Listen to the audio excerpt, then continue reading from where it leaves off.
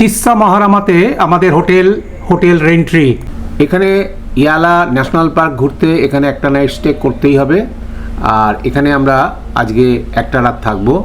বরফ ঠান্ডা জলে ভেজানো একটা করে টাওয়াল আমাদের দেওয়া হলো মুখ মোছার জন্য। এখানে ওয়েলকাম ড্রিঙ্কস হিসাবে থাকছে দেখছি কবিরাজি চা খেয়ে আমরা চাবি নিয়ে চেক ইন করবো। এটা হচ্ছে এই ধরনের আপ্যায়ন আগে কোথাও পাইনি আমরা। না, এটা ঠিক। তারপরে ওই টাওয়েল দিয়েছে। হ্যাঁ, শ্রীলঙ্কাতে সেটা আমাদের একটা নতুন অভিজ্ঞতা পেলাম। হ্যাঁ, তাছাড়া পাটালি গুড় পেলাম। মানে আমরা তো যাক, এখন আমাদের চাবি দিয়ে দিয়েছে। আমাদের চাবি হচ্ছে ঘর নাম্বার 103। এবার চাটা খাবো, খেয়ে আমরা ঘরে ঢুকে কিছুক্ষণ রেস্ট নেবো। তো আজকে আমরা এলাম তিস্সাতে, যেখানে সাফারি হয়। কালকে আমরা সকালে সাফারি করব। হোটেলে ঢুকেছি আমরা, বড় ব্যালকনি,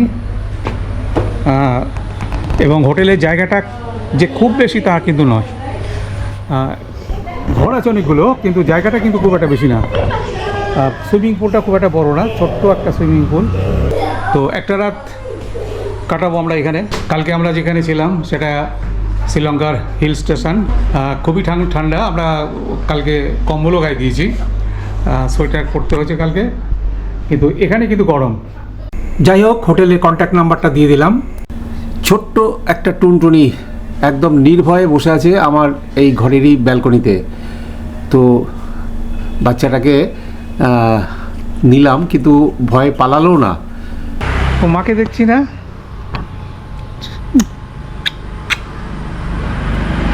দারুণ দারুণ দারুণ ছোট্ট টুনটুনি। আমরা ভোর 4টের সময় বেরিয়ে পড়লাম ইয়ালা ন্যাশনাল পার্কের উদ্দেশ্যে।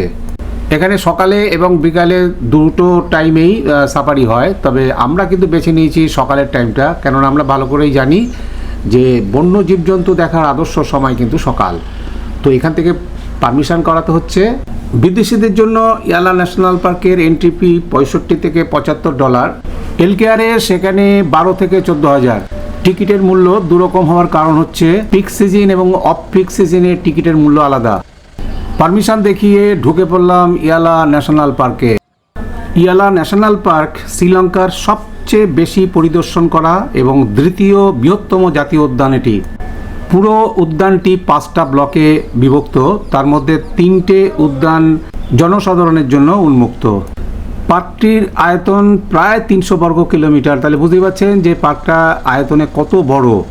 এই অরণ্যে বিভিন্ন রকমের জীবজন্তুর সাথে বিভিন্ন রকমের পাখিরও দেখা মেলে এখানে। সেই রকমই বেশ কিছু পাখি দেখলাম আমরা এখানে।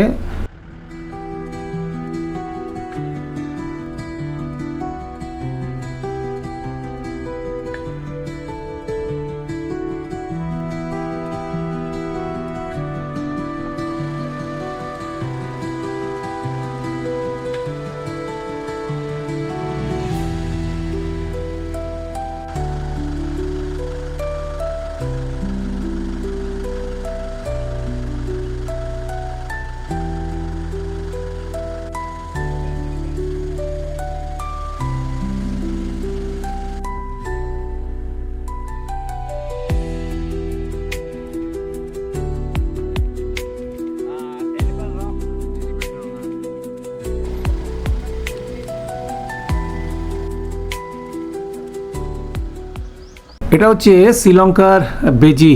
আমাদের দেশেও প্রচুর বেজি আছে, তবে চেহারাগত দিক থেকে একটু কিন্তু পার্থক্য আছে।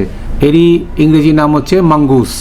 এরা সাধারণত মাংসাশী প্রাণী এবং দিনে শিকার করে।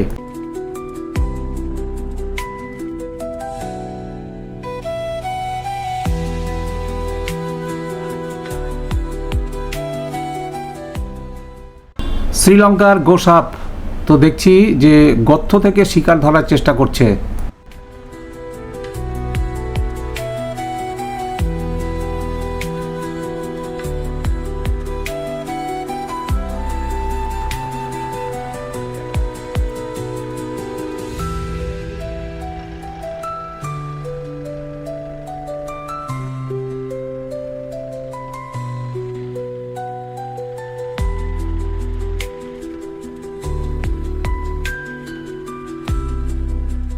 এখানে প্রচুর ময়ূরের দেখা পাবেন এই ইয়ালা ন্যাশনাল পার্কে। দেখতেই পাচ্ছেন যে একটা ময়ূর একদম রাস্তার উপরেই, পাশ দিয়ে আমরা খুব একটা ভয়ও পাচ্ছে না।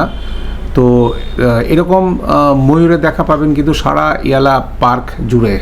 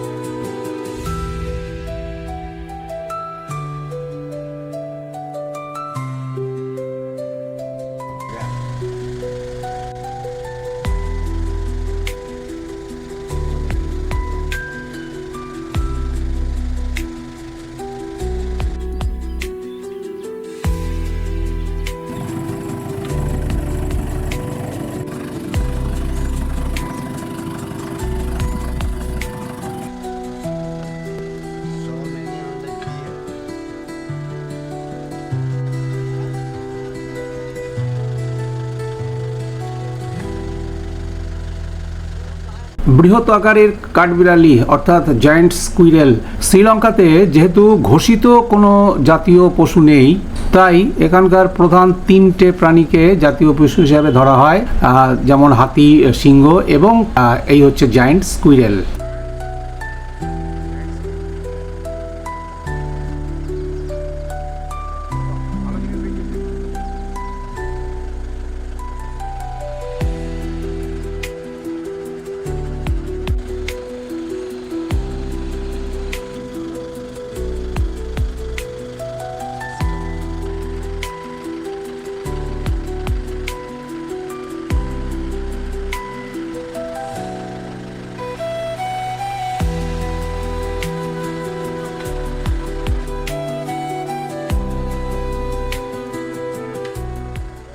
শ্রীলঙ্কার জাতীয় পাখি এই বুনো মোরগ।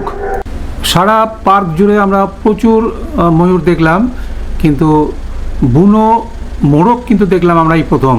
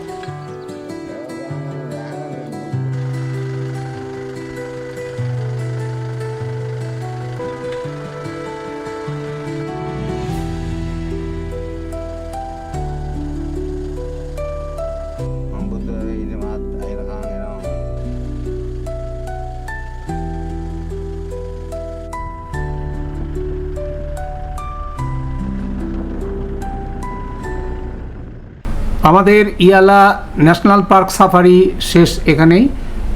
আমরা অনেকটা সময় আমরা এই সাফারি করলাম, অনেক জীবজন্তুও দেখলাম।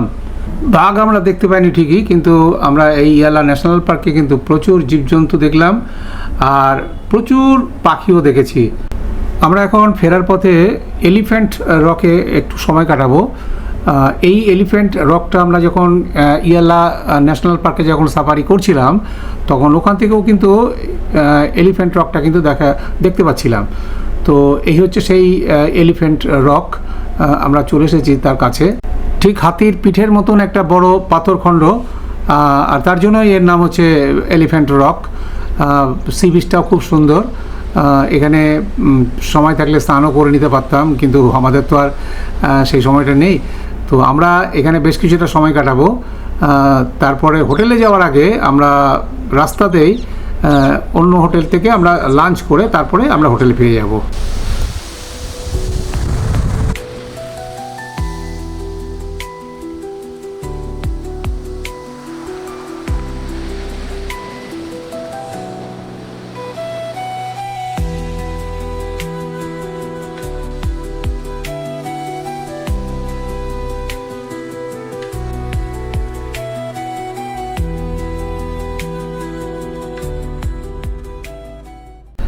এখানে আমরা লাঞ্চটা সারবো। এটা একটা হোটেল, এখানেও থাকার ব্যবস্থা আছে এবং সব সুবিধাও আছে। এখানে অনেকটা জায়গার উপরেও হোটেলটা। এই হোটেলেই আমরা লাঞ্চ করব।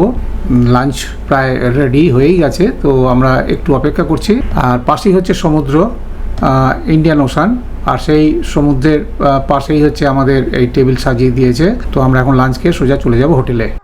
আমার শ্রীলঙ্কা ভ্রমণের 7ম অধ্যায়ের ভিডিওটা এখানেই শেষ করছি। অসংখ্য ধন্যবাদ থাকছে তাদের জন্য যারা আমার এই ভিডিওটা দেখলেন। নমস্কার।